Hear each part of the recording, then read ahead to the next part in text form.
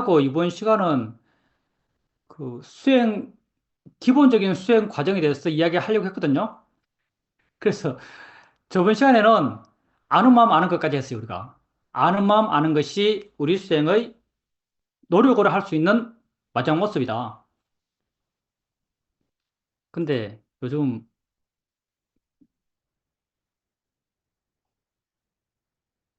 이것보다 훨씬 더 우리 마음에 와닿는 것. 어떻게 봐야 될까?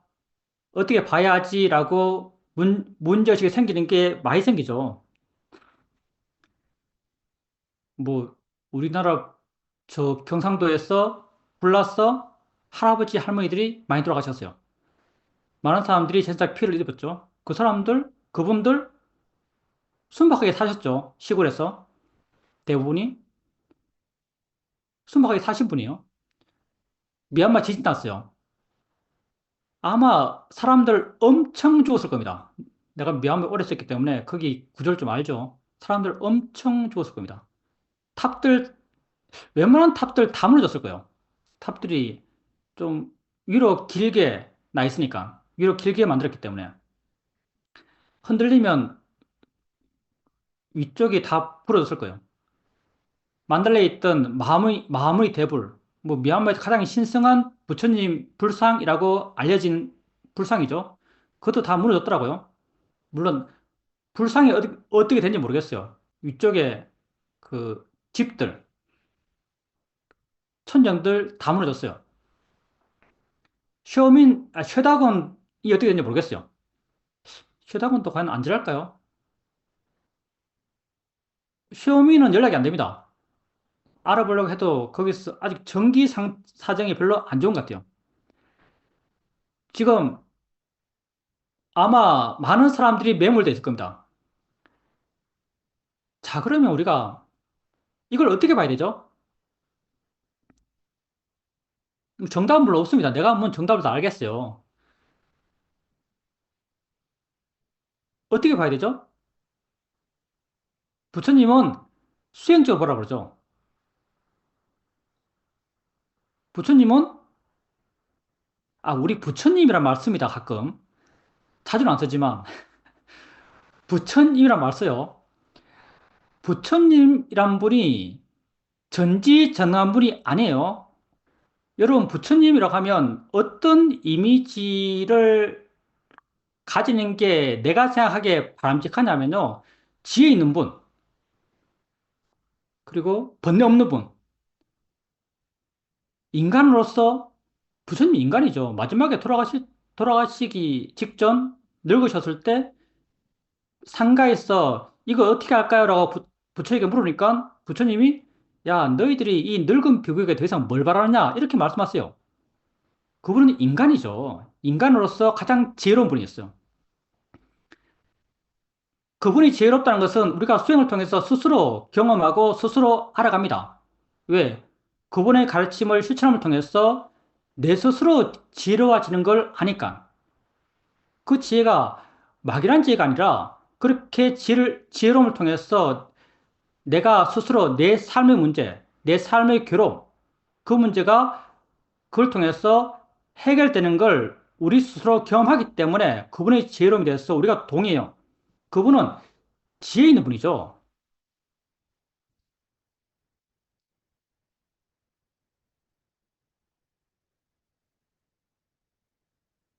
금방 어느 분이 채팅 주셨는데요.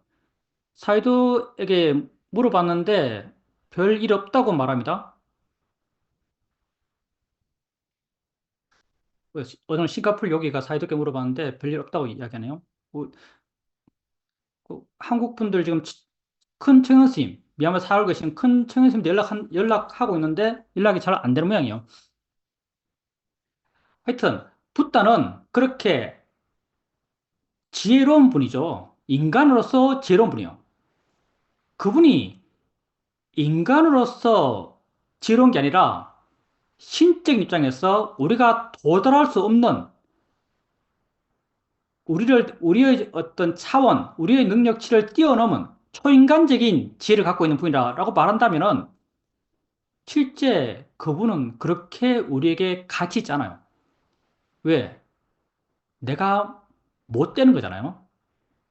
내가 도달할 수 없는 거예요. 나는 이해할 수 없는 거예요. 내가 못 되는 것, 내가 이해할 수 없는 것, 내가 알 수 없는 것, 그게 무슨 가치가 있겠어요? 붓다는 당신의 깨달음, 당신의 지혜에 바르게 수행한 모든 수행자들이 이룰 수 있다고 말씀하셨죠. 그러니까 그분이 가치 있는 거죠. 그래서 우리가 부처님, 한국에서 흔히 부처님 하면 너무 초월적인 이미지가 생기기 쉬워서 여러분에게 이 말 한번 드려봅니다. 부처님이라고 말하지만 초월적인 분이 아니에요. 그냥 인간으로서 지혜로운 분, 인간으로서 번뇌 없는 분. 번뇌 없다는 것, 여러분, 옆으로 세우고 있죠. 이게 주제가 아닌데. 번뇌 없다는 것. 예, 번뇌 없다는 것. 말은 쉬워요. 번뇌 없다는 것. 삐뚤어진 신발 봐도 아무렇지 않은 분이에요. 누가 자기의 너 못났어라고 비난을 받아도 아무렇지 않은 분이에요.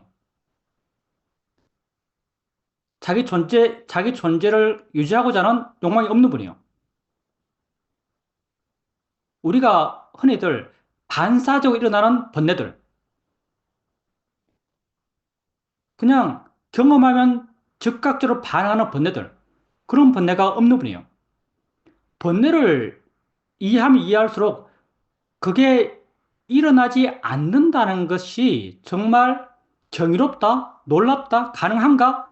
이런 생각이 듭니다. 말은 쉽죠, 번뇌 없는 분. 근데 번뇌를 이해하게 되면 정말 그게 가능해? 라고 겨- 경외심, 경이로움, 감탄, 이런 마음이 안 생길 수가 없어요. 그분이 붓다죠. 부처님이요. 인간이 도달할 수 있는 길이요. 여러분이 수행하면서, 여러분이 수행하면서, 느낌을 하면서, 느낄 뿐이야라고 바른 길을 익혔을 때, 마음이 조금 물러나고, 좀 가벼워지고, 좀 자유로워져요. 그게, 그게 부정적인 느낌일 때, 괴로움의 느낌일 때, 그 괴로움이 약해져요. 괴로움에 대해서 화나는 마음이 약해져요. 이런 번뇌들의 확장판이죠. 확장판? 표현이 맞는지 모르겠어요. 이런 번뇌들을 쌓고 쌓아서 완성한 분이에요. 그러니 우리가 이 수행을 통해서 개발해가는 그 수행과 아니, 이 수행을 통해서 개발한 그 지혜 방향과 부탁께서 완성했다는 그 지혜 방향은 똑같습니다. 그래서 우리도 이 수행을 통해서 그렇게 될 수 있어요. 부탁께서는 우리에게 알아지는 것을 단지 알아주는 줄 알아라. 보여지는 것을 단지 보이는 줄 알아라. 느낌을 단지 느낌을 알아라. 너의 현재를 이해해라. 너는 지금 현재 살고 있고, 너의 현재 삶은 현재 삶이고, 현재 삶의 영역은 너에게 알아지는 것, 그리고 일어나는 마음들, 이 두 가지의 조합이다. 연기적이 일어납니다. 이렇게 말씀하세요. 그러면 미얀마에서 지금 돌덩이에 묻혀서 안에 사람이 살아있을 거예요. 바깥으로 살려달라고 외칠지도 몰라요. 그런, 그런 소리를 들을 때 우리가 그걸 소리다라고 알아야 될까요? 소리일 뿐이지라고 이렇게 알아야 될까요? 붓다는 그렇게 알라고 말하죠. 그러면 소리일 뿐이다라고 알지 않으면 어떻게 알죠? 슬퍼하고 괴로워하고 울면서 그렇게 알아야 될까요? 화의 마음으로 슬픔도 화죠. 화의 마음으로 화내면서 슬픔의 색깔을 가지는 화를 내면서 그렇게 화내고 슬퍼하고 비통해하면서 그렇게 그 소리를 들어야 될까요? 물론 답이 없습니다. 제가 정답 말하는 게 아닙니다.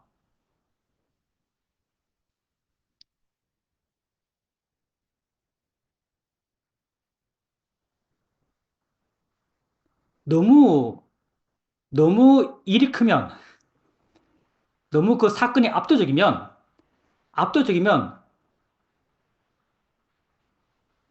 우리의 판단이 명확하지 않아요. 그 스토리에 끌려가요. 우- 수행의 목적. 수행의 목적은 괴로움을 줄이는 거죠. 괴로움을 해결하는 게 수행의 목적이에요. 불교의 목적, 괴로움을 해결하는 게 불교의 목적이에요. 그리고 이렇게 괴로움을 해결하는 마음, 그게 우백가의 마음이고요. 마음이 우백가 했을 때, 있든 없든 상관없는 마음이 됐을 때, 세상도 우리가 바르게 봐요. 세상도 우리가 바르게 보면서, 바르게 이해하고, 바르게 판단하고, 바르게 행동한다고 우리는 그렇게 알고 있어요. 그러니, 그러니, 우리가 생각하는 수행자로서 붓다의 가르침을 따르는 우리가 생각하는 가장 바람직한 인간형, 수행자의 모습은 이렇죠, 사실은. 그렇게 돌더미 속에서 살려달라고 할 때, 그걸 소리이지라고 알아요. 그러면서 마음에 동요하잖아요. 마음이 소리돼서 자유로워요. 아주 나쁜 사람 같지만, 아주 나쁜 사람 같지만, 그 소리에 대해서 자유로워요. 자유롭지만 어떻게 해야 되는 걸 알아요. 그래서 내가 도와줄 수 있으면 도와줘요. 도와주는 게 옳기 때문에 도와줘요. 도와주는 게 옳기 때문에 도와주는데, 옳기 때문에 도와줘요. 그렇기 때문에 그 도와주는 행동이 좋은 행동이다, 훌륭한 행동이다라고 판단하지 않아요. 판단되지 않아요. 왜? 옳다고 마음이 알았어. 그게 밖으로 나왔을 뿐이에요. 손을 뻗어야지 해서 손을 뻗은 것처럼 도와진 게 옳아라고 알았어. 그걸 행동했어요. 그러니 행동하는 자기에 대해서 잘했어. 훌륭해. 존경받을 만해. 이런 마음이 없어요. 그냥 할 뿐이죠. 그리고 그 소리를 들었어요. 근데 도와줄 만 하지 않아요. 도와줄 수 없는 상황이에요. 도와줄 수 없는 상황이면 못 도와줘요. 못 도와준 자기에 대해서 비난하지 않아요. 못 도와줄 만 했다고 알기 때문에 못 도와준 그 행위에 대해서도 마음은 자유로워요. 이런 모습, 이런 인간형, 이게 우리가 수행을 통해서 되고자 하는 수행자의 모습이죠.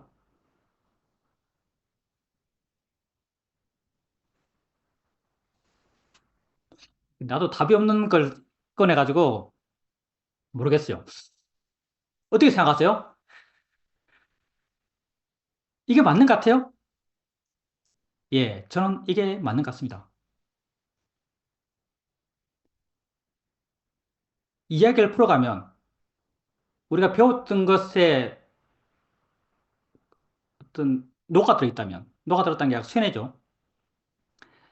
생각해 왔던 것에 그냥 흐름 따라가면 이건 정말 나쁜 거죠. 흐름 따라가면 정말 나쁜 거예요. 근데 우리가 우리 존재를 있는 그대로 이해하기 위해서 수행하는 사람들이죠. 우리 삶이 뭔가?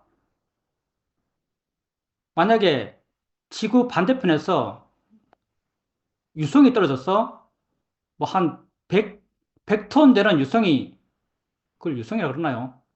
100톤 되는 유성이 지구 반대편 아르헨티나 떨어졌어요.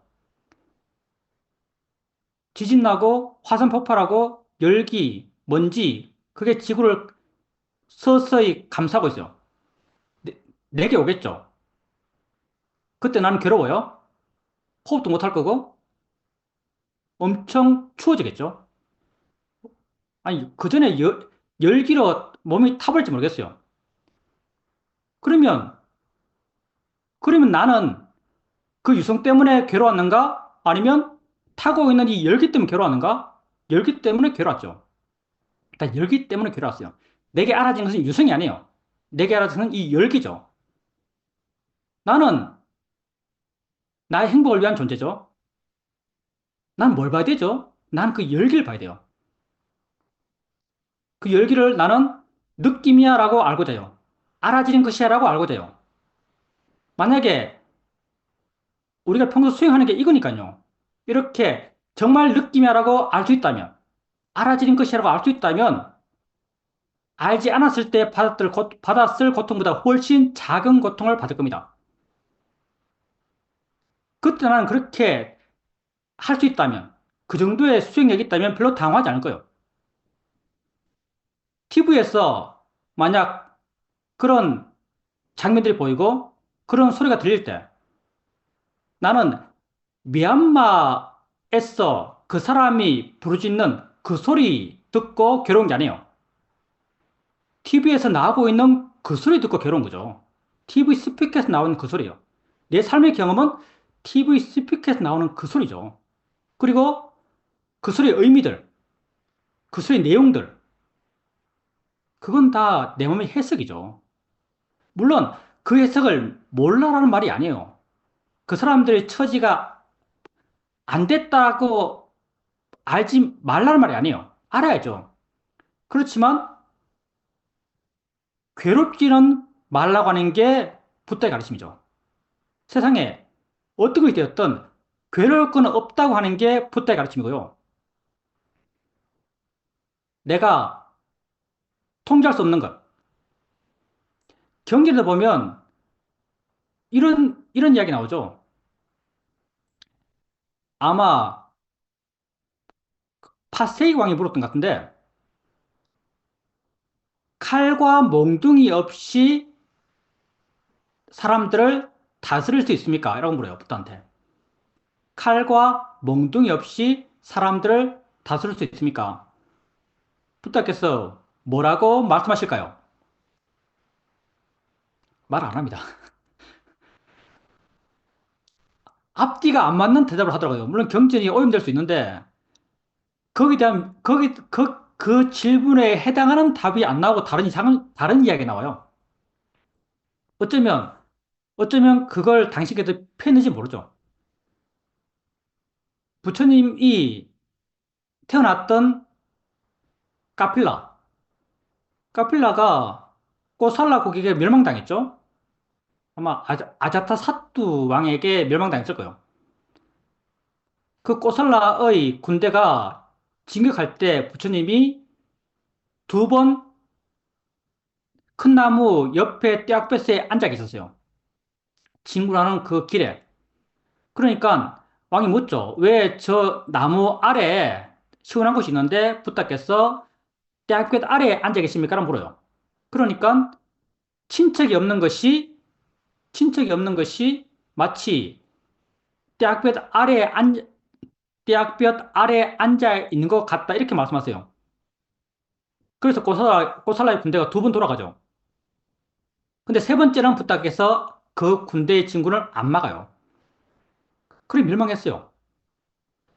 고설라의 사람들 많지는 않겠죠. 옛날 부족 국가니까. 부탁해서 그 나라를 두 번 방문하시죠. 부타의 제자 가운데 많은 사람들이 고살라에서 출가한 사람들이요.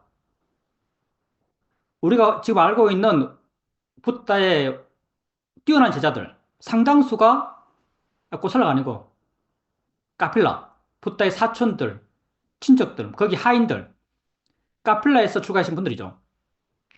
그 사람들도 자기들의 왕자가 세상에서 지혜로운 자, 붓다라고 불리니까 엄청 존경했고, 많은 사람들이 붓다의 가르침을 따랐고, 그래 수행했죠. 뭐, 마하나마 같은 그런 분들은 사다함, 안함이었죠. 안함까지 된지 모르겠어요. 많은 성인들이 카필라에 살고 있었죠. 근데 다 죽었어요. 옛날에 전쟁이라는 게 얼마나 잔인했겠어요. 우리가 세상을 바꿀 수 있는가? 불교는 뭐 붓다는 세상을 바꾸는 것에 큰 관심이 없었던 것 같아요. 바꿀 수 없다고 생각했다는 느낌도 들어요.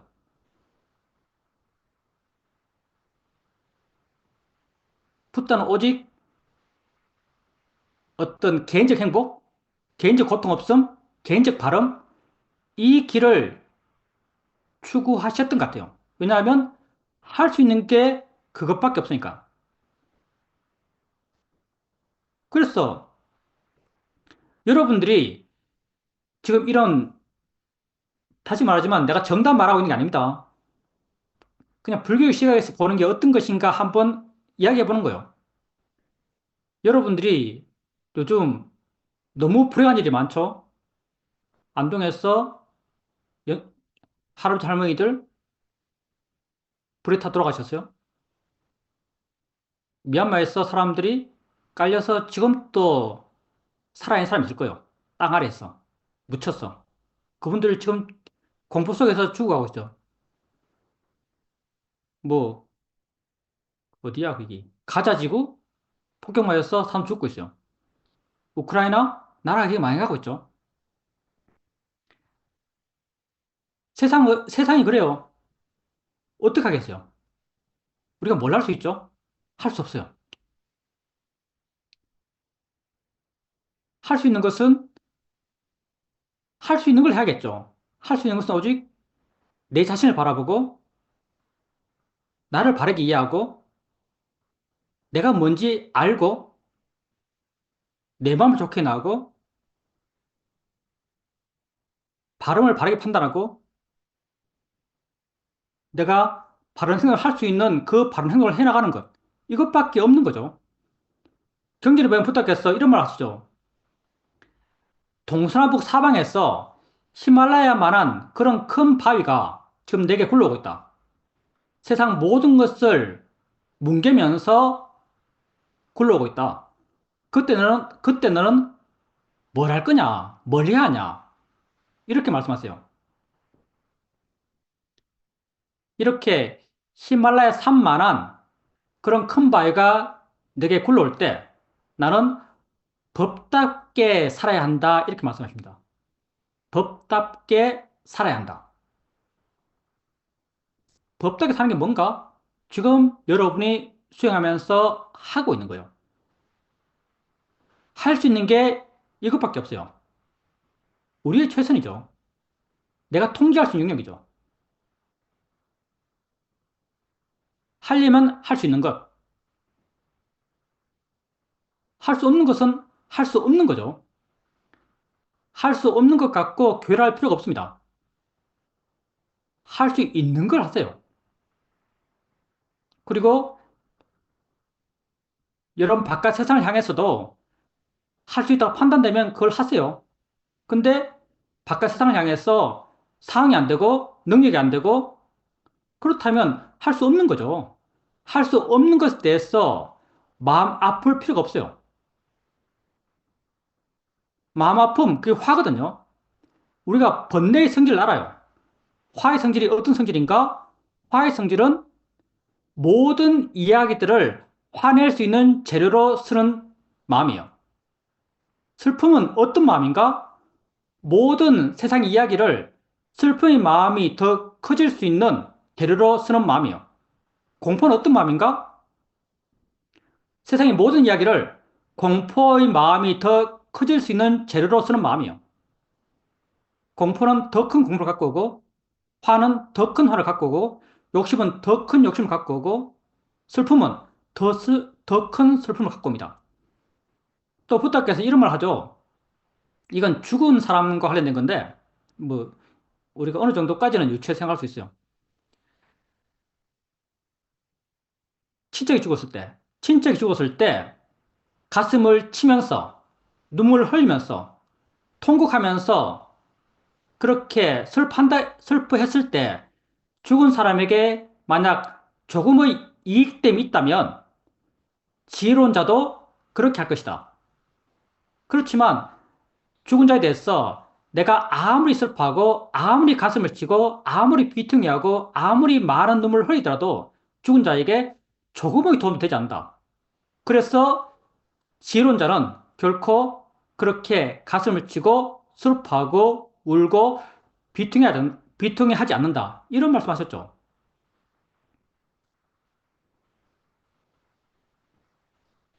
내 밖의 세상, TV와 유튜브와 이런 걸로 전해지고 있는 내 밖의 세상 이야기들.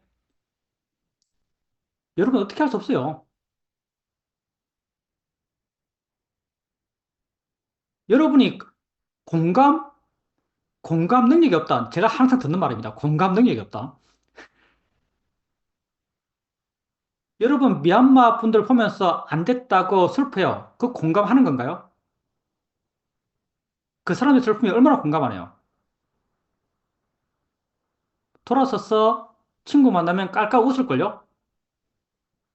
TV에서 유머 프로 나오면 깔깔 웃을걸요? 뉴스 지나서 다음 프로가 코미디 프로라면 얼마나 공감하나요? 우리 공감 못합니다. 그냥 우리 감정에 빠질 뿐이에요. 내가 만든 관념적 이야기들, 그 이야기에 부여한 내 가치, 내 가치 따라서 많이 반응하는 거예요. 스토리가 바뀌면, 알아진 게 바뀌면 반응도 금방 바뀌어요. 정말 안 된 이야기예요. 정말 연민이 느껴지죠? 근데 화낼 일은 아니에요. 우리가 할 수 없는 거예요. 할 수 없는 것에 대해서 괴로울 필요가 없습니다. 할 수 있는 걸 하면 돼요.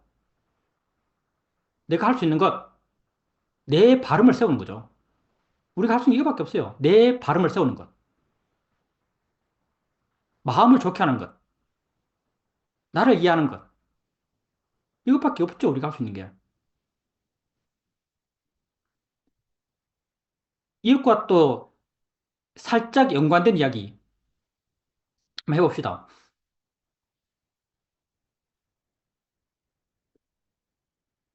사이도께 어느 외국 수행자가 물었죠. 사이도가 만약 기관사입니다. 기차를 몰고 있어요. 기차를 몰고 가다가 갈리길이 나왔는데 왼쪽으로 기차를 몰고 가면 50명이 죽습니다. 오른쪽으로 기차를 몰고 가면 1명 죽습니다. 사이도는 어느 방향으로 기차를 몰 겁니까? 라고 물어요. 그러니까 사이도께서 난 오른쪽으로 몰 거다. 이렇게 말해요. 그러면 여기가 이렇게 말해요. 오른쪽으로 감을 통해서 죽은 그 한 명. 그 한 명은 사이도 때문에 죽은 겁니다. 이렇게 말해요. 그러니까 사이도께서 야, 그 한 명은 나 때문에 죽은 게 아니다. 나는 그 사람을 죽일 의도가 전혀 없었다. 단지 그 사람은 그 자신의 업 때문에 죽은 거다. 이렇게 말씀하시죠.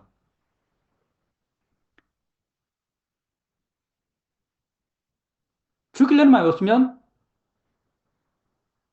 죽인 행위도 없어요. 법구경, 법구경 맨 먼저 나오는 그 시가 이런 시죠. 모든 것에 마음이 앞선다. 마음이 있고 다른 게 따라온다. 마치 소가 수레를 끌 때 수레 바퀴가 소 발자국을 따른 것처럼 하면서 그 시가 나온 일화를 말해요. 까꾸 팔라라는 비유가 봉사죠. 부처님과 함께 있으면서 이분이 아란인데 함께 있으면서 아침에 일찍 일어나서 경영을 해요. 근데 전날 비가 와서 개미들이 엄청 많이 나왔죠. 물 먹으러. 경영대에 개미가 바글바글해요. 근데 이분은 봉사잖아요. 경영대 왔다 갔다 하면서 다 밟아 죽였어요.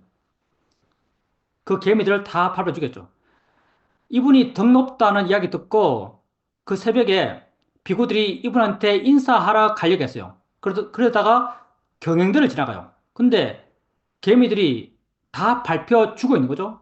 누가 이렇게 개미를 많이 밟아 죽였냐라고 옆에 있는 사람이 물으니까 까꾸팔라 비구가 아침에 경영하면서 밟아 죽였다 이렇게 말해요. 그래서 이 사람이 이렇게 많은 개미를 밟아 죽인 까꾸팔라 비구가 뭐 그렇게 덕이 높냐? 라고 하면서 인사하러 가지 않고 붓다에 갔어. 까꾸팔라 비구가 이렇게 개미를 많이 죽였어요. 라고 고자질 했죠. 일종의. 근데 이 부처님이 까꾸팔라 비구를 불러요. 그러면서 네가 경영대에서 개미를 많이 밟아 죽이는데 그 개미들을 죽이려는 마음이 있었냐? 이렇게 물었죠. 당연히 없었죠. 봉사인데. 없었습니다. 이렇게 말해요. 그러니 부탁께서 까꾸팔라의 비고의 마음은 신현물처럼 깨끗했다. 그는 개미를 죽이려는 그 어떤 마음도 없었다. 이렇게 부탁께서 까꾸팔라 비구의 깨끗함을 증명하셨죠. 세상일, 우리가 모르는 잘못 많이 저질러요. 우리 걸으면서 개인 많이 죽입니다. 세상이 원래 그렇게 생겼어요. 아마 미얀마에서 어느 분이 묻혀서 살려달라고 고함 치고 있으면 누군가는 그걸 녹음하고 있을 거예요. 뭐, 미얀마 그 무너지는 거 보니까 사람들이 다 사진 찍고 있더라고요. 그게 세상이죠. 우리 강아지가 산에 가면 맨날 옆에 동물이 있으면 냄새 맡고 동물 취급해서 이렇게 물어 죽이는 것처럼. 그게 세상의 움직임이죠.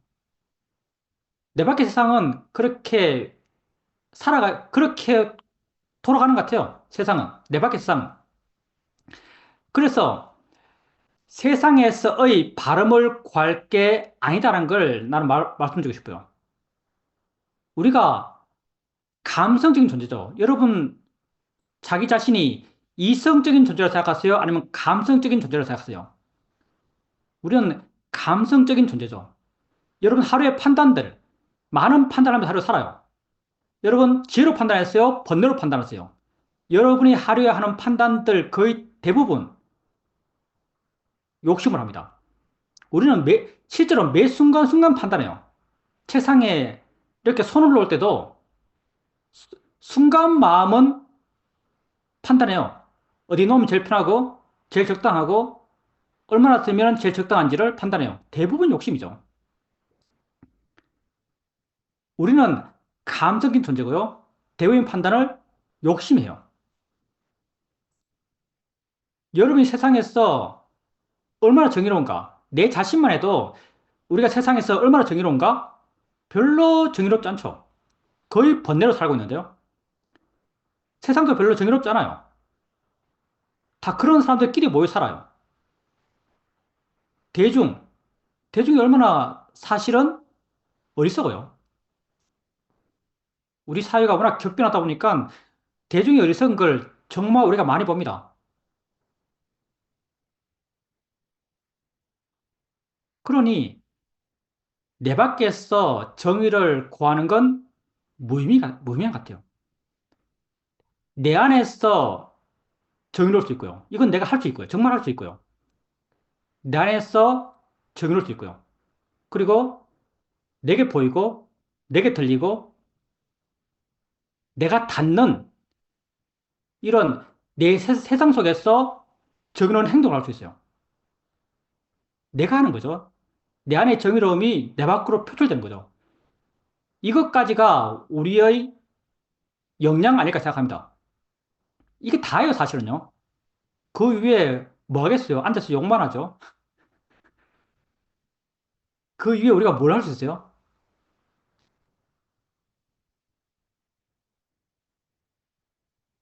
세상은 그렇게 동물적으로 돌아가는 것 같아요.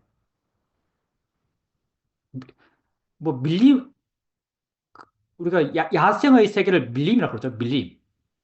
근데 세상은 밀림 같아요. 옳다는 기준으로 돌아가나? 별로 돌아가는 것 같지 않은데요. 그래서 세상의 정의를 우리가 세울 수 없고요. 어쩌면 그냥 세상은 원래 돌아가는 대로 돌아가는 것 같아요. 돌아가야 할 대로 돌아가는지도 모르죠. 그냥, 그냥 흘러가는 대로 흘러가지 않을 수 있는 것, 그건 내 안에서 가능한 겁니다.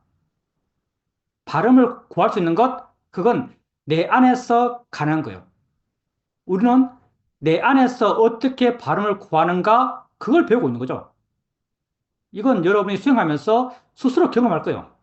바르다고 알고, 바르게 말하고, 바르다고 알고, 바른 실천하고, 바르게 말하고, 바른 실천하는 자기를 보면서 기뻐하고, 의미 느끼고, 가치 느끼고, 그런 자기 안의 발음을 채워가는 것, 자기 안의 오름을 세워가는 것,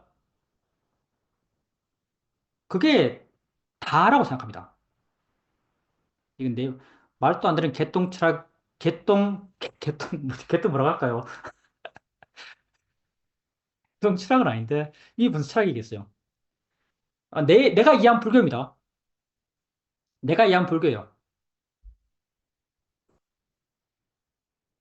뭐, 여러분이 불교를 이렇게 봐야 하는 건 아니에요. 내가 뭘 다 알겠어요.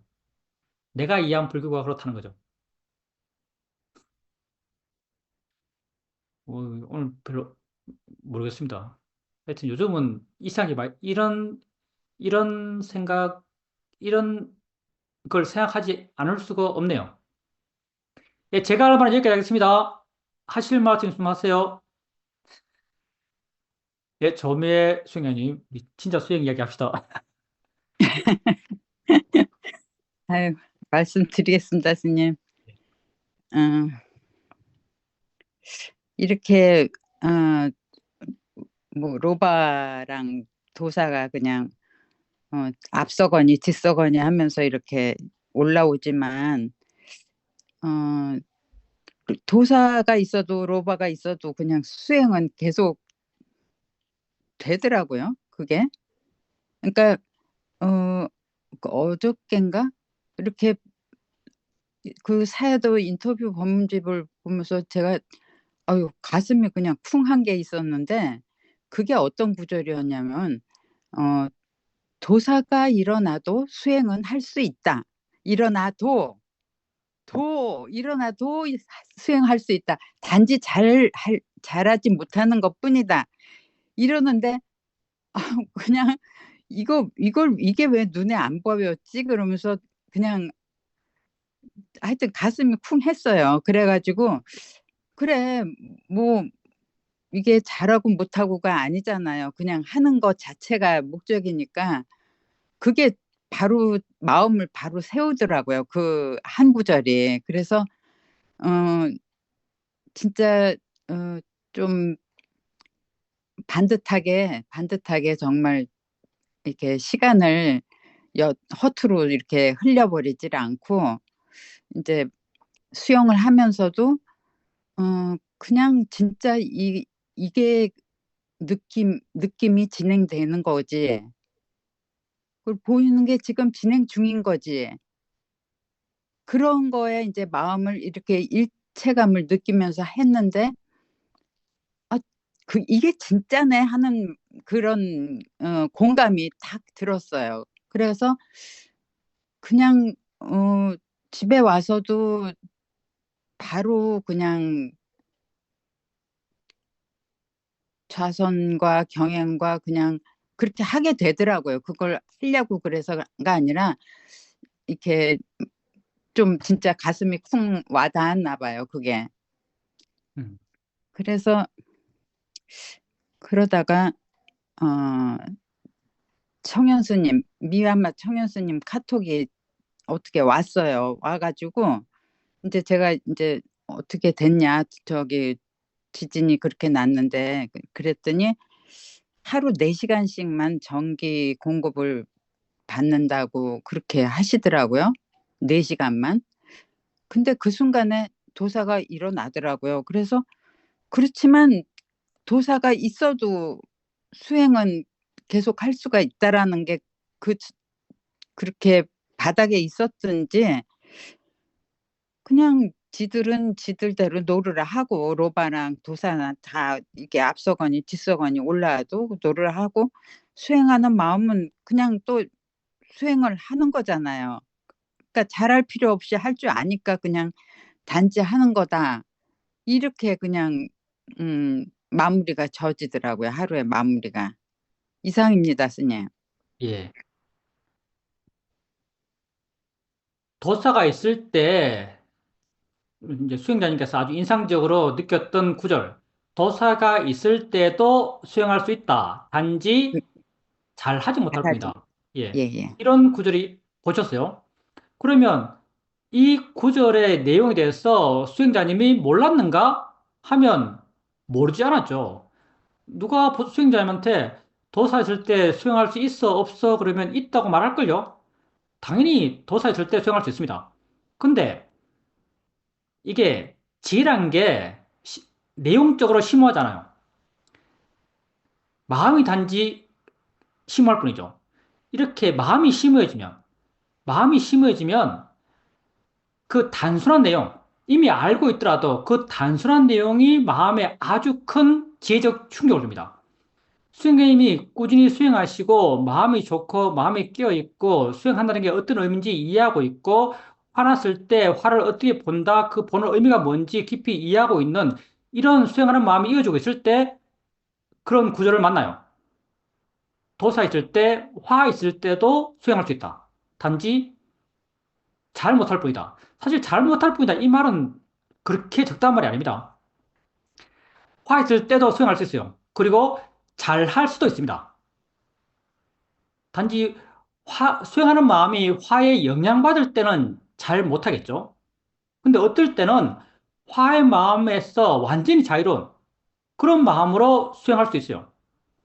어찌되었든 그렇게 수행되는 마음이 아주 좋을 때, 지혜로 충만할 때, 이런 내용, 이런 내용을 만났을 때 그 수행적 내용, 내지는 지혜적 내용, 이런 지혜적 내용들이 수행자님에게 아주 강한 충격을 줄 수 있습니다. 그 충격이 바로 지혜의 느낌이요.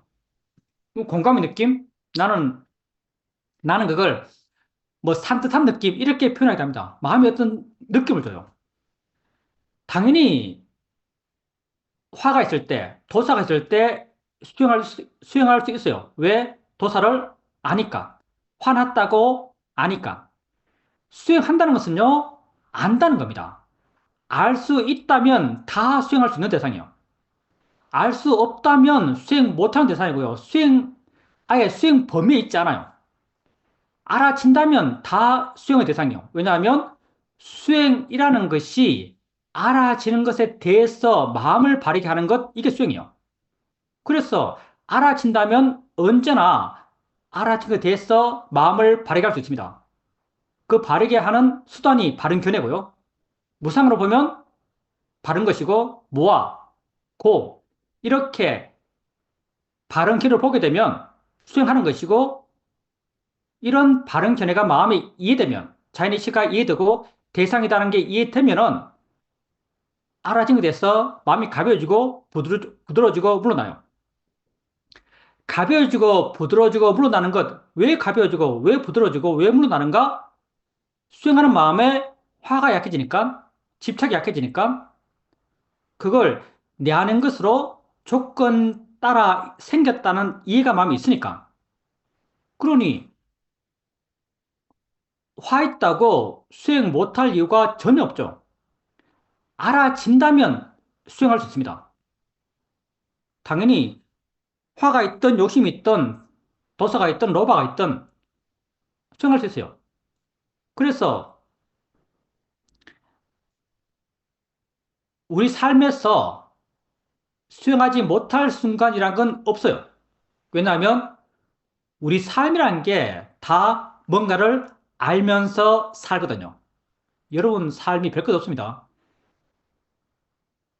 내용으로 풀면 무한히 복잡하지만 실제를 보게 되면 아주 아주 단순하죠. 뭔가 알며 사는 것. 이게 우리 삶이에요. 근데 수행이란 건 그 알아진 것을 바르게 알려고 하는 것, 이게 수행이에요. 그러니 우리 삶에서 우리가 수행하지 못할 순간은 없습니다. 수행자님이 그런 마음가짐으로 만약에 우리 삶에서 수행하지 못하는 순간은 없다라는 구절을 만나도 그렇게 마음의 느낌이 생길 겁니다. 마음이 준비되면, 마음이 준비되면 모든 수행적 이야기들, 모든 수행적 이야기들이 내게 감동을 주는 이야기입니다. 세상을 둘러나면, 세상을 둘러나누면 대상과 마음이다. 이런 말도 어떨 때는 아주 감동스러운 구절이에요. 그냥 알기만 하면 된다.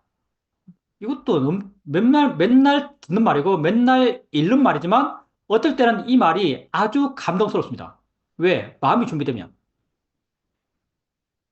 그렇게 수행자님의 마음이 지혜로서 준비되었기 때문에 그런 단순한 말, 화가 있을 때도 수행할 수 있다. 이 단순한 말에 큰 울림을, 큰 울림이 생겼던 거죠.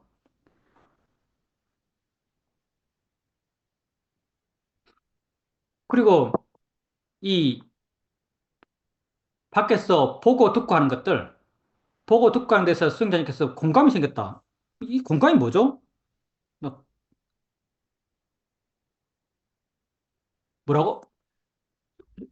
수행자님이 밖에서 보고 듣고 하는 것에 대해서 공감이 생겼다고 말씀하셨거든요. 내가 글만 이렇게 적어놨어요. 근데 이게 뭔지란, 뭘 제가요? 공감하셨어요? 예, 제가 그런 말 안 했는데요, 스님. 그래요? 예, 그런 말 안 했어요. 알겠습니다. 예.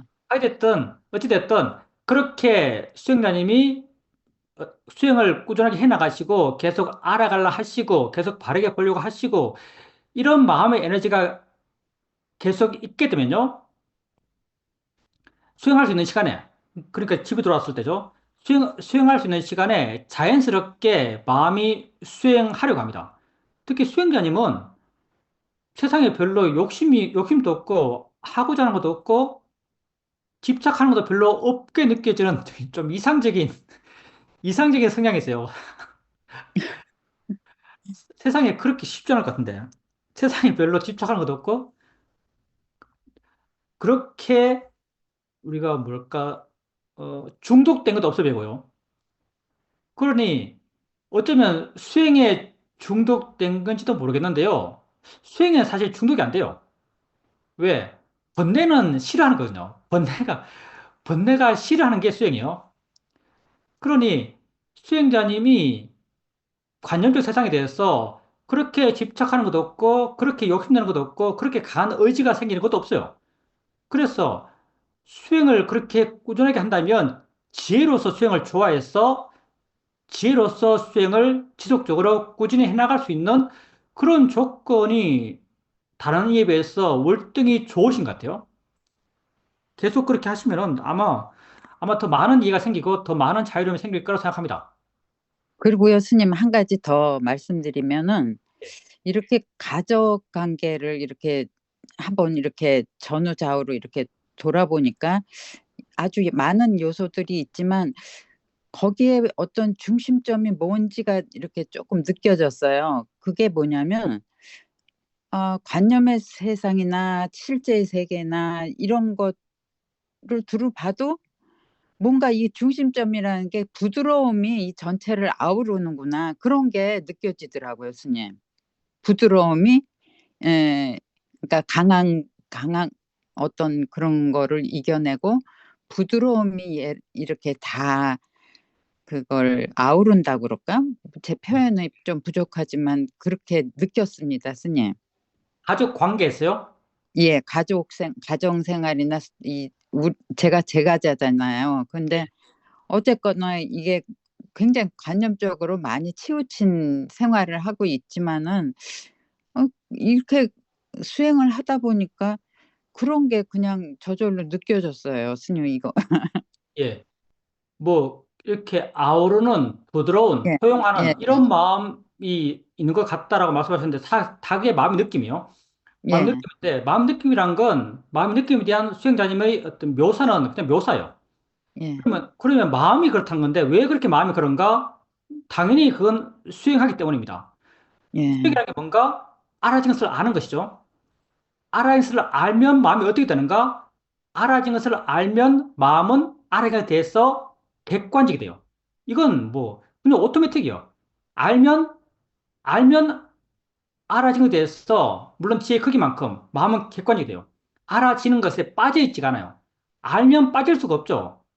물론 얼마나 빠지지 않는가, 얼마나 물러나는가, 얼마나 자유로운가는 각자의 지혜 수준에 달렸겠죠. 그렇지만 안다면 이미 어느 정도의 객관성이 유지된 거죠. 그러니까 객관적인 마음, 그게 부드러운 마음이고요. 그게 자유로운 마음이고요. 그게 여유 있는 마음이에요. 당연히 이렇게 부드럽고 여유 있고 물러나 있는 마음, 그런 마음일 때 수행자님이 남편을 보고 아들을 보고 손녀를 볼 때 뭔가 마음 여유가 있고 뭔가 포용하는 것 같고 뭔가 더 넓은 마음이 있는 것 같고 뭔가 여유가 있고 이런 마음으로 그 경험들이 느껴질 거라고 생각합니다. 당연히 그렇게 수행하기 때문에 마음이 그렇게 변화했기 때문에 그렇게 느껴질 거예요. 네. 예, 수행은 아, 다 좋은 겁니다. 예, 예, 스님. 감사합니다, 스님. 예, 강복 강복. 해주십시오. 네, 안녕하세요. 예, 오늘 드리려고 그랬던 인터뷰 내용하고 맥을 같이 해서, 어, 오늘 스님께서 이렇게 해주신 말씀에, 저는, 100% 공감을 해요, 스님. 아까 스님께서 처음에 그런 말씀을 이렇게 쭉 하셨을 때, 그때 현재 실제 일어나는 거를 제가 알면서 동시에 내가 해야 될 일을 하면 되는 거라는 거. 그게 제가 이번에 1년에 이 정치 상황과 맞물려서 쭉 지내오면서 제가 생각하고 그리고 이게 다른 거라는 게 이제 느껴졌었기 때문에 오늘 스님께서 해주신 그 말씀이 정말 옳구나. 그리고 정말 공감이 많이 갔던 그런 법문이셨어요, 사실. 사실 그러한 것들, 부처님께서 말씀해 주셨던 어떤 상황에서도 우리는 수행을 하면서 충분히 할 수 있는 그 여지가 충분히 있다라는 게, 제가 이번에 그런 정치 관련된 거 쭉 경험을 하면서 사실 굉장히 많이 저도 이렇게 오르락내리락 많이 했거든요. 근데 그러면서 이제 조금 안정감이 조금 이제 들어가는데 그것도 또 언제 또 뭐가 터지면 또 어떻게 변할지는 그건 잘 모르겠지만 지금의 상황에서는 예, 그런 마음이 좀 들었어요. 예, 그렇게 실제를 알고 그리고 내가 할 수 있는 거 그게 가장 바람직하고 지혜로운 거다라는 그런 느낌. 예, 그거를 이제 좀 가져가게 됐던 요새의 그 과정이었던 것 같아요. 근데 그게 바로 어디에 기초를 한 거냐면 현재라는 거에 기초했다라는 거. 그게 우리 수행의 핵이기 때문에 현재더라고요. 그게 사실은 어저께 이제 서현 스님 이제 그 법회에 참석하면서 법문을 쭉 듣는데 스님께서 마음이 하는 거지 내가 하는 거 아니다. 이 법문을 그냥 이렇게 흐르면서 해주셨는데 저는 거기에 이렇게 확 마음이 깨어나 버리더라고요. 그 말씀이 스님께서 아까 법문해 주실 때 마찬가지로 사실 다 알고 있는 건데 그게 이렇게 저를 확 깨어나게 하면서 그러면서 이제 좀 더 이제 수행에 대해서 더 이렇게 관심 갖게 해주는 그런 어떠한 시너지 역할을 했거든요. 그러다가 이제 오늘은 앉아서 이렇게 저를 이렇게 보고 있었는데 어느 순간에 솔직히 나라고 하는 마음은 뭐지? 도대체 뭔데 나라고 하고 이렇게 붙어서 이러고 있지? 이 마음이 이거 뭐지? 이렇게 제가 딱 질문을 하더라고요. 그게 정말 궁금했어요, 그게. 그래서 질문을 해놓고 그냥 앉아서 이제 하고 있는데 답이 딱 올라오더라고요. 그게 뭐냐면 번뇌구나, 그게.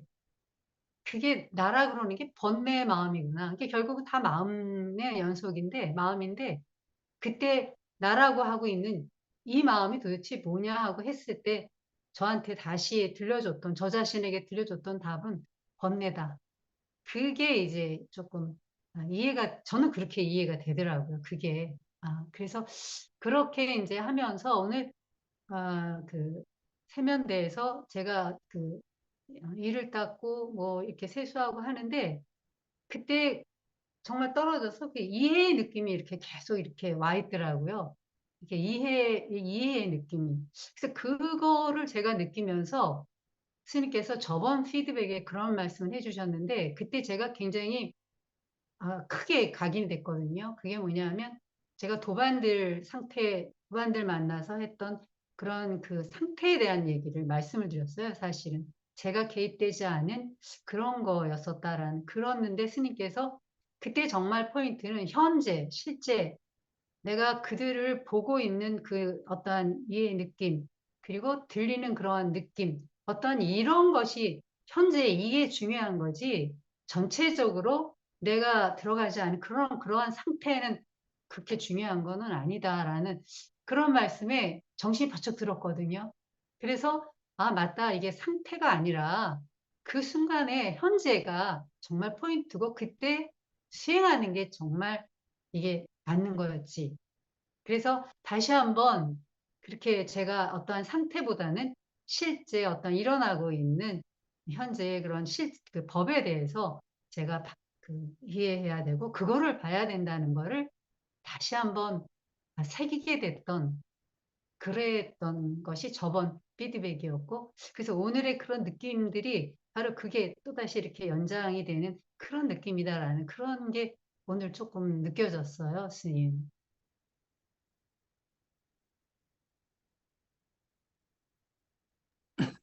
예, 아주 좋네요. 세면대 앞에서, 세면대 앞에서 이빨 닦고, 거울 보고, 물에 손에 물 묻히고, 이렇게 있어요. 그냥 살던 대로 살고 있는 거죠. 근데 수행이 자연스럽게 이어지고 있고요. 그 수행의 이어짐과 함께 뭔가 이해하고 있다는 이해의 느낌이 있어요. 그 이해의 내용이 뭔가라고 한다면 여러 가지 이름을 붙일 수 있을 거예요. 근데 아마 이름이 안 붙을 거예요. 그냥 단지 이해의 느낌이죠. 그걸 이름 붙인다면 알아지는 것이네라고 이해한다. 내지는 안다고 이해한다. 보일 뿐이지라고 이해한다. 작용이라고 이해한다. 대상이라고 이해한다. 이해 내용은 많아요. 근데 어떤 내용의 이해인지는 명확하잖아요. 사실 명확할 필요는 없습니다. 왜냐하면 법이란 게 현재 일어나며, 현재 알머 일어남이죠. 내 몸과 마음에서의 알머 일어나며. 이 형체가 없어요. 그냥 생겨요.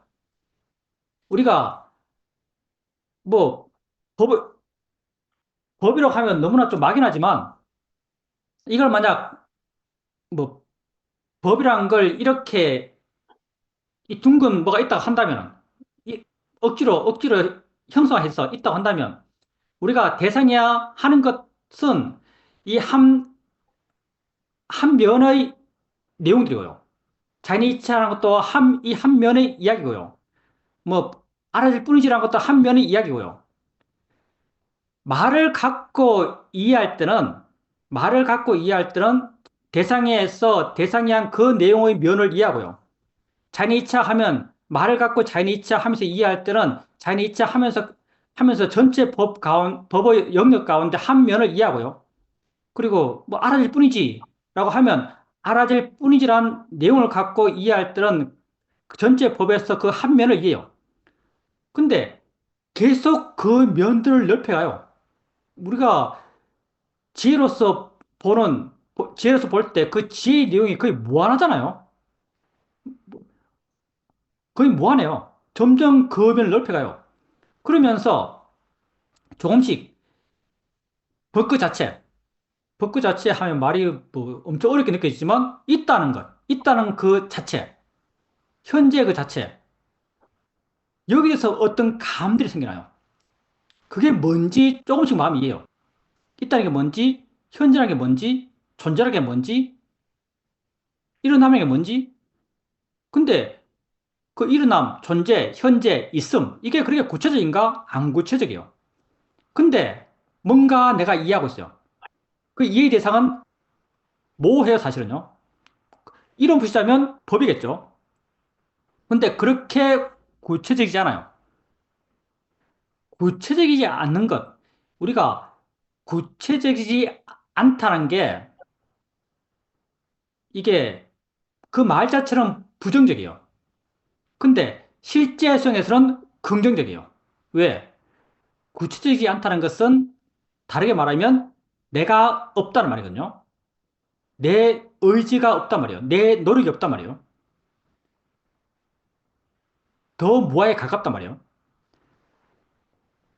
수행을 처음 할 때, 노력으로 수행할 때, 분명한 명제를 갖고 수행할 때, 뭐 자연 이치가 되었던, 대상이 되었던, 뭐 봄이 되었던, 드럼이 되었던, 이렇게 구체적인 명제를 갖고 수행할 때는 알아지는 것도 분명했고요. 이해 내용도 분명했어요. 근데 수행을 하면 할수록 알아진 것도 모호해지고요. 이해도 모호해져요. 그냥, 그냥 그런 느낌이 있어요. 그냥 그런 이해의 느낌이 있어요.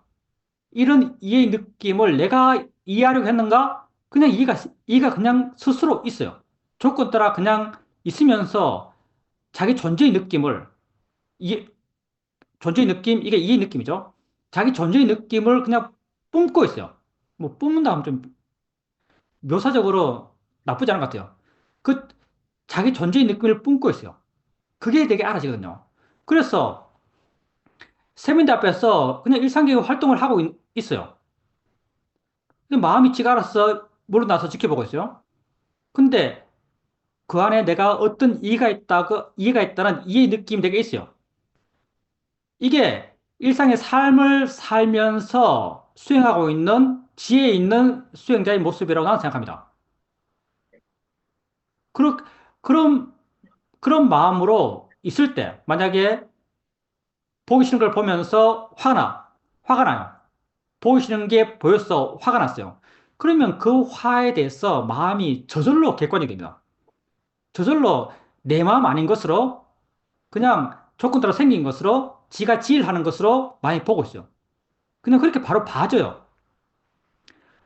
불안한 생각이 나면 불안한 생각을 그냥 내가 하는 생각, 그 생각이 내게 안 빠져요. 그냥 일어나는 것으로, 그때 있는 것으로, 알아지는 것으로, 단지 생각으로 그렇게 그냥 봐줘요. 그렇게 내가 고통받지 않는 삶의 내용들, 스토리들, 그 관념적인 이야기들로부터 자유로운 그런 마음이 자연스럽게 그 상태에서 되어지죠. 그래서 승현님께서 그때 그 순간 그런 경험을 하셨다고 말씀하셨지만 이런 상태가 일상의 삶 속에서 계속 이어질 수 있습니다. 심지어는 말하면서 가능해요. 말하면서 말은 마음이 알아서 하죠. 말은 입이 알아서 해요. 마음은 여러 가지거든요. 여러 가지 마음이 있어요. 여유가 있으면, 여유가 있으면 지혜의 마음은 지혜 일을 해요. 말하는 마음은 말하는 일을 하고, 말의 내용을 생각하는 마음은 생각하는 일을 하고, 몸을 움직이는 마음은 움직이는 일을 하고, 그리고 이해하는 마음은 이해 일을 합니다. 여유 있으면. 그렇게 일상의 삶 속에서도 이런 상태로 삶을 살아가 보세요.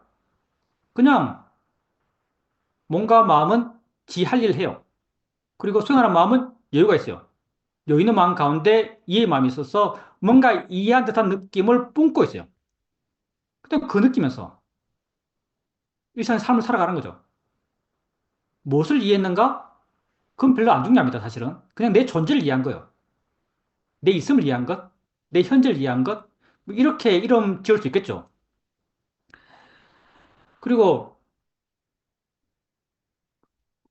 그 아주 의미 있는 세상 이야기들, 뭐 그렇게 수행자님은 정치 이야기 하셨는데, 정치, 옳고 그른 게 가장 첨예한 게 정치겠죠. 요즘 우리 사회에서는. 그렇게 수행자님이 그게 첨예하다면 그만큼 수행자님이 가치를 많이 부여한 거예요. 그 내용에 가치를 많이 부여하고 살고 계신 거죠. 근데 그런 가치가 크게 부여된 그런 내용을 보면서 바르게 산다는 게 뭔지 마음이 동의된다면, 이게 바르게 산다는 게 현재 내게 알아는 걸 바르게 알면 돼요. 내 안에서의 발음을 세우면 돼. 내가 할 수 있는 걸 하면 돼. 할 수 없는 건 못 하는 거야. 내 밖의 세상을 바꿀 수 없어. 그냥 내가 바꿀 수 있는 세상, 내 손을 뻗었을 때 닿는 것, 내가 봤을 때 보이는 것, 내가 들어서 들리는 것, 내 미치는 영역. 이 안에서 내가 어떤 행동을 할 수 있고, 어떤 표현을 할 수 있고, 어떤 영향을 줄 수 있는 거지.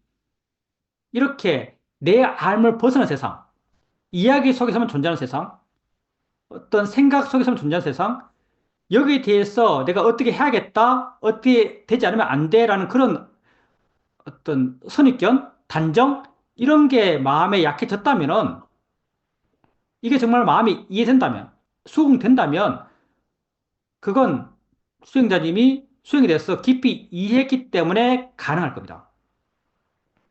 우리가 아까도 말했지만 스토리가 심각해지면 법이 모호해져요. 스토리가 심각하다는 것은 가치가 크게 보이는 거죠. 가치가 크게 보이되면 법이 모호해져요. 왜냐하면 가치는 다 번뇌가 부여하는 것이거든요. 가치는 다 번뇌가 부여하는 겁니다. 당연히 번뇌가 크면 법은 모호하죠. 지혜는 약해지니까. 근데 그렇게 이전에 자기가 큰 가치를 부여했던 그런 내용에 대해서 지금 어떻게 봐야 하는지, 뭐가 옳은지, 그게 명확하다면은, 그건 그만큼 수행자님 마음에 어떤 수행적 이해, 현재에 대한 이해, 그런 게 분명하기 때문이라고 생각됩니다. 그게 옳은 게 맞아요. 왜냐하면 그게 내 삶이니까요. 내가 살고 있는 것, 현재 알아진 것을 알면서 살고 있어요. 알아지지 않는 것. 그것 때문에 내가 괴로울 리가 없죠. 그게 붓다의 말씀이고요. 그게 발음이다. 그 발음이 물론 우리에게 진짜 동의되기는 쉽지 않습니다. 왜? 믿음이 강하거든요. 많이 배웠죠. 많이 세뇌됐어요. 세상에서 사람들이 흔히 말하는 것과 다른 길이에요. 그래서 쉽게 마음에 와닿지 않습니다. 근데 지혜 있을 때는 이게 정말 와닿아요. 직업뿐이구나. 할 수 있는 걸 하면 되는구나. 이게 지혜 있을 때는 정말 마음에 와닿습니다. 그래서 앞으로도 세상이 일이 돼서 이런 마음을 가지시길 바랍니다. 그리고 나아가는 마음이 뭐지? 나아가는 마음이 뭐지에 대해서 정말 알고 싶다 이런 마음이 생겼다면 이게 지혜고요. 그리고 이게 번뇌구나라고 아셨어요. 나아가는 마음이 번뇌죠. 그냥 내가 만든 거예요. 마음이 워낙 빠르니까 수많은 정보를 취합하면서 그 수많은 정보를 취합하고 있는 어떤 중추적인 변하지 않는 핵 같은 그런 게 존재하는 것처럼 믿어요. 근데 실제로 그렇지 않죠. 음, 왜? 실제로 화의 마음과 욕심의 마음은 반대거든요. 지의 마음과 번뇌의 마음은 반대예요. 마음이란 게 조건 따라서, 상황 따라서, 프로그램 따라서, 자극의 종류 따라서 각자 개별적으로 생겨나요. 어떨 때는 이 방향으로, 어떨 때는 저 방향으로. 일관성 있게 마음의 방향을 제시하는 게 없어요. 만약에 날아가는 불변한 실체가 있다면 일관성이 있는 마음의 방향성이 있겠죠. 근데 우리의 마음에는요, 일관성 있는 마음의 방향성이 없어요. 번뇌는 욕심은 욕심의 성질대로 그 방향을 향하고, 화는 화의 성질대로 그 방향을 향하고, 지혜는 지혜의 성질대로 그 방향을 향해요. 그러니 조건 따라 생기는 것이지 일관성 있게 이 전체를 주관하는 그런 존재는 없어요. 다 나의 막연한 믿음이죠. 번뇌, 나아가는 마음은, 나아가는 관념은 번뇌입니다. 아마 수행자님이 그때 나라는 게 뭐지라는 관심이 있고, 이게 다 지혜죠. 그리고 나라고 생각하는 그 마음을 보셨고, 보면서, 번뇌구나라고 정말 이해가 됐다면, 그건 그 마음을 있는 그대로 바르게 봤기 때문일 겁니다.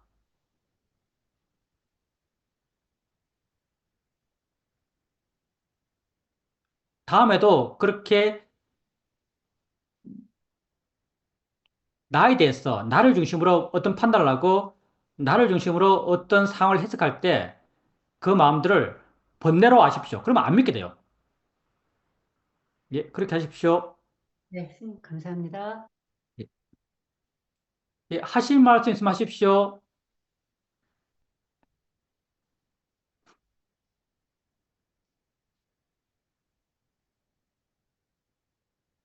예, 이연표 선생님 하십시오. 오늘 외출하셨어요. 죄송해요. 시간이 다 됐는데 하여튼 문제만 드릴게요. 연기에 대해서도 알고 싶거든요. 예. 연기는 꼭 동시에만 일어나는 거예요. 그러니까 우리가 이제 뭐 대상이 있고 아는 마음이 생기면 대상을 아는 게 그 자체가 연기다. 그런 말씀하셔서 그건 순간에 동시에 일어나는 거잖아요. 연기가. 예. 원이 긴 세월로 연기는 안 일어나는 거예요. 그러니까 예를 들자면 내가 지금 어떤 뭐 괴로움을 당했다. 그러면은 내가 과거에 누군가를 괴롭혔기 때문에 그 원인으로 해서 내가 지금 이렇게 괴로움을 당한다. 이렇게 시가를 멀리 두고 연기는 일어나는 거 아니에요? 이론적으로 시간을 멀리 두는 연기도 이야기합니다. 그것도 원인 결과를 이야기해요. 근데 이론적으로는 가능하죠. 근데 내가 연기를 이해할 때, 연기에 대한 지혜가 있을 때, 연기에 대한 지혜가 있다는 것은요, 지혜가 있다는 것은 지금 안다는 말이에요. 지금 있는 것에 대해서 알아차림이 있고, 알아차림 족구로 지혜가 생기는 거예요. 그 지혜의 내용 가운데 하나가 연기적 지혜죠. 연기된 이해요. 그래서 지금 내게 알아진 것을 이해하는 거죠. 지금 내게 생긴 것에 대해서 생김의 원리, 있음의 이치, 이게 마음에 이해가 돼요. 이걸 우리는 연기적 이해, 난 이렇게 말해요. 순전히 내 이야기입니다. 뭐, 다른 사람은 어떻게 이야기하는지 모르겠어요. 근데 지금 일어나는 것은 느낌이 일어남, 소리 일어남, 생각이 일어남이요. 느낌은 당연히 느끼시는 것과 느끼는 마음이 함께 있음. 소리 일어남은 들려지는 소리와 듣는 마음이 함께 있음.